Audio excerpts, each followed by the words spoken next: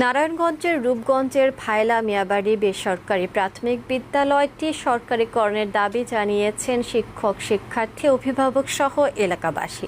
দীর্ঘ ৩৪ বছর বিদ্যালয়টি সরকারিকরণ না হওয়ায় সরকারের সব সুযোগ সুবিধা থেকে বঞ্চিত হচ্ছেন শিক্ষক, শিক্ষার্থীরা। এদিকে ভাঙাচুরা টিনের ঘরে বছরের পর বছর শিক্ষার্থীদের পাঠদান চলছে, এতে ব্যাহত হচ্ছে শিক্ষা কার্যক্রম। নারায়ণগঞ্জ সংবাদদাতা রফিকুল ইসলাম রফিকের পাঠানো তথ্যচিত্রে ডেস্ক রিপোর্ট।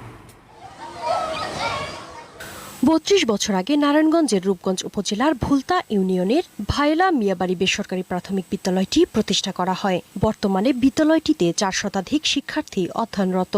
এখানকার শিক্ষার্থীরা অধিকাংশই দরিদ্র পরিবারের। বিনা বেতনে ৪ জন শিক্ষক তাদের পাঠদান করান। তবে ৩ দশকের বেশি সময় পার হলেও এখন পর্যন্ত আলোর মুখ দেখেনি বিদ্যালয়টির সরকারিকরণ প্রক্রিয়া।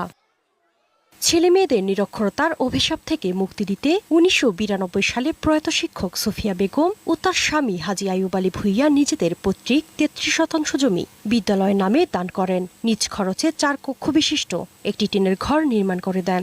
শুরু হয় শিক্ষা প্রতিষ্ঠানটির পথচলা।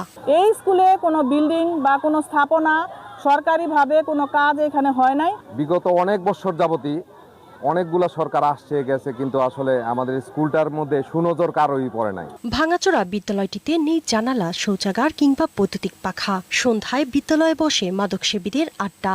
শিক্ষকদের অভিযোগ, জনপ্রতিনিধি ও প্রশাসনের কাছে বারবার লিখিতভাবে সরকারিকরণের আবেদন জানিয়েও কোনো লাভ হয়নি।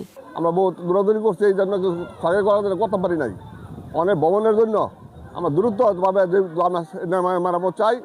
এই ছাত্রগুলার দিকে চাইয়া এই স্কুলটা যাতে সরকারি হয়। অভিভাবকরা জানান, জরাজীর্ণ বিদ্যালয়টি সংস্কারের পাশাপাশি সরকারিকরণ প্রয়োজন। অনেক কিছু সুযোগ সুবিধা কিছুই নাই। তাদের ম্যাডামরা আমাদের অনেক কষ্ট করে পড়ায়, তারা কোনো বেতন নেয় না। আমাদের টয়লেটটা নষ্ট। বৃষ্টি পড়লে আমাদের স্কুলে চাল দিয়ে পানি পড়ে। এদিকে সরকারিভাবে ঘোষণা আসলে বিদ্যালয়ে বরাদ্দ দেওয়া সহ সরকারিকরণে ব্যবস্থা গ্রহণ করা হবে বলে জানালেন উপজেলা নির্বাহী অফিসার। আমরা মাননীয় আমাদের যে সংসদ সদস্য রয়েছেন তার মাধ্যমে মন্ত্রণালয়ে আমরা যোগাযোগ করার চেষ্টা করছি। ইনশাল্লাহ আমরা আশা করছি যে অচিরেই এই স্কুলটি সরকারি স্কুল হিসেবে রূপান্তরিত হবে। বিদ্যালয়টি সরকারিকরণের ব্যবস্থা নেয়ার আশ্বাস দিলেন নারায়ণগঞ্জ ১ আসনের সংসদ সদস্য মুস্তাফিজুর রহমান ভূঁইয়া টিপু। আমরা চেষ্টা করছি যে দলীয় ওয়েতে এই স্কুলটাকে যত তাড়াতাড়ি সম্ভব যে এটা সরকারিকরণ করে যাতে ওইখানকার বাচ্চারা যাতে আরও শিক্ষিত হতে পারে, ওই দিকে আমরা চেষ্টা করছি। শারমিন রিমি, বৈশাখী সংবাদ।